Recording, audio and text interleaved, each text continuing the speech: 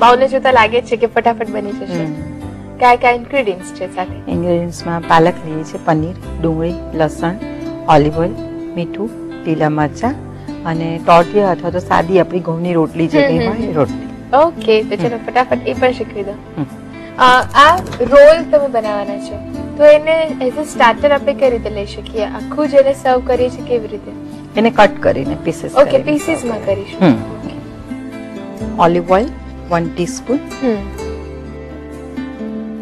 અને બીજું એ કે નોર્મલી મેઇન કોર્સમાં રોટલી ને બધું મેઇન કોર્સમાં આવતું, આપણે રોટીનો ઉપયોગ આપણે સ્ટાર્ટરમાં કરી લઈએ છીએ. સ્ટાર્ટરમાં કરીએ છીએ બીકોઝ પોર્શન નાના નાના પીસ કરીને આપણે સર્વ કરી શકીએ છીએ. અને બીજું એ કે now is the trend, it is not necessary કે તમે ઓલ 7 કોર્સ 5 કોર્સ કે 9 કોર્સ કે 11 કોર્સ કમ્પ્લીટ ડિનર લેવું જ પડે અથવા લેવું જ જોઈએ. ટીન્સ ને એ બધામાં હવે ઇટ હેઝ સ્ટાર્ટેડ કે ફર્સ્ટ કોર્સ અને લાસ્ટ કોર્સ એ કોમ્બિનેશન કરે છે. લાઈક પાર્ટીઝ હોય તો એમાં મોકટેલ્સ અને સ્ટાર્ટર્સ હોય, અને સ્ટાર્ટર્સ વેરાયટીઝ ઓફ સ્ટાર્ટર્સ વધારે હોય, એટલે 5-7 સ્ટાર્ટર્સ હોય, 5-7 મોકટેલ્સ હોય અને પછી સીધું ડેઝર્ટ. ઓકે, ઓઇલ ગરમ થાય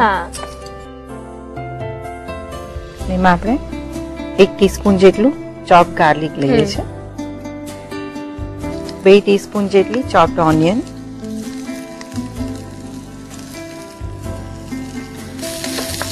થોડી સોફ્ટ થવા દઈશું.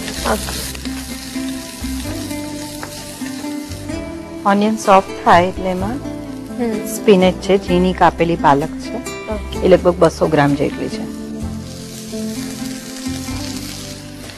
સ્ટાર્ટર છે એટલે આમ પણ એની પ્રોસેસ બહુ લેન્ધી નહીં હોય. ના, શોર્ટ. આમાં આપણે જે આ એક ફિલિંગ બનાવી રહ્યા છે, ફિલિંગમાં તો ઘણા બધા વેરિએશન્સ તમને મળી શકે.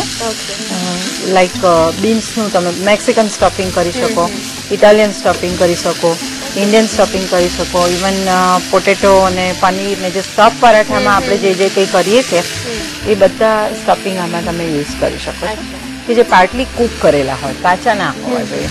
ઓકે, પાલક થોડી શ્રિંક થઈ જાય એટલે એમાં સ્વાદ પ્રમાણે મીઠું ઉમેરીશું, લીલા મરચા છે અથવા મરી ઉમેરી શકો, પેપ્રિકા પણ નાખી શકાય. અત્યારે આપણે લીલા મરચા 1 ટીસ્પૂન જેટલા લઈએ છીએ. એનાથી સ્પાઇસી થશે? હા, આ બહુ સ્પાઇસી નથી હોતો, કે સ્પિનેચ છે એટલે એને તમે સ્પાઇસી ના બનાવી શકો. એટલે આમાં ઇવન કોર્ન ઉમેરી શકાય. ઇટાલિયન સ્ટફિંગ કરવું હોય તો બીજા 2-3 જાતના જે કેપ્સિકમ આવે, લાલ, પીળું, લીલું, 3 capsicum. Even mushroom is also good. મશરૂમના પણ ઝીણા પીસ કરીને તમે નાખી શકો આમાં. એટલે ટુ મેક ઇટ, પાલકની સાથે આ બધું જશે? હા હા, પાલક સાથે બધું જશે. મેક ઇટ મોર હેલ્ધીયર અને ટેસ્ટીયર. તમે કોઈ પણ વેરિએશન્સ કરી શકો આમાં. ઓકે, કેટલું ગરમ કરીએ છે આને? બસ એનું મોઇસ્ચર જે છે એ થોડું ઇવેપોરેટ થઈ જાય. ઓકે, થોડું ડ્રાય થવા દઈએ છે. બસ લગભગ થઈ ગયું છે. હવે એમાં આપણે પનીર ઉમેરીએ છીએ. પનીર લગભગ અડધો કપ જેટલું છીણેલું પનીર લેવાનું છે, 50 ગ્રામ જેટલું. ઓકે,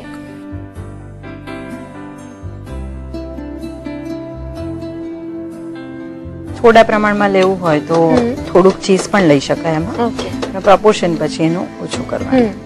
ઇવન પનીર પણ જે છે આપણે સ્કીમ મિલ્ક જે હોય એનું પનીર બનાવી લેવાનું. ઓકે, હવે ગેસ બંધ કરી દઈએ.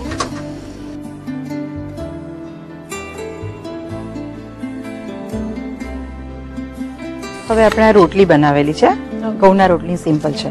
ટોટિયા લેવી હોય તમને મકાઈની, મેંદાની તો પણ લઈ શકો, પણ હેલ્ધી છે એટલે આપણે ઘઉંની લઈએ છીએ. અને ઈઝી પણ છે કે ઘરે હોય જ. યસ, એની અંદર આપણે આ દહીં છે, હંગ કર્ડ જેને કહેવાય, એમાં મીઠું ને જીરું નાખેલું છે. આ લઈ શકાય, કેચઅપ લઈ શકાય, પુદીનાની ચટણી લઈ શકાય, કંઈ પણ, કોઈ પણ એક થોડું સોફ્ટનિંગ બેઝ જેને કહેવાય એ લગાવીએ છીએ. ઘણી વખત બટર પણ લેતા હોય છે, પણ બટરના બદલે આ હેલ્ધીયર ઓપ્શન.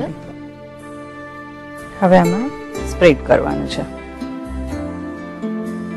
આને તમારે કલરફુલ કરવું હોય તો અડધી રોટલીમાં આ ગ્રીન સ્પિનાચનું અને સેમ વે ટામેટા, ડુંગળી, લસણ અને ચીઝ અથવા તો પનીર એનું પ્રમાણ ઓછું રાખવાનું, અને એનું રેડ સ્ટફિંગ બનાવી શકાય.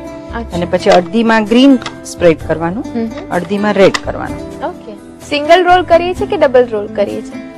ના, રોલ એક જ થશે, ઓકે. પણ હાફ વે આપણે ગ્રીન કરીશું, હાફ રેડ કરીશું અને પછી એને આપણે આ રીતે રોલ કરી દેવાનું છે. અચ્છા. અને પછી વચ્ચેથી કટ કરીએ ને ત્યારે રેડ એન્ડ ગ્રીન બંને કલર પણ દેખાશે અને ટેસ્ટ પણ બંનેનો આવશે. હવે સહેજ એની પર ઓલિવ ઓઇલ લગાવી દઈએ. ઓકે. તવી ઉપર મૂકીએ તો પણ ચાલશે. અચ્છા.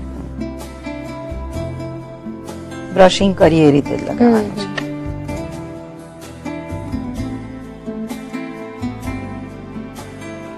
દહીં લગાવીએ છે?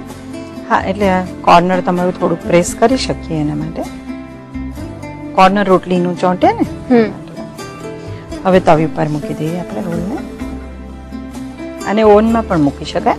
અચ્છા. 5-1 મિનિટ માટે ગ્રીલર પર મૂકીશું તો થઈ જશે ગરમ.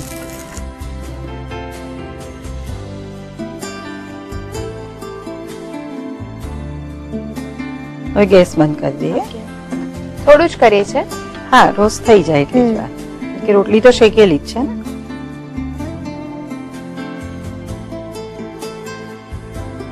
હવે રોલ્સ કટ કરી લઈએ.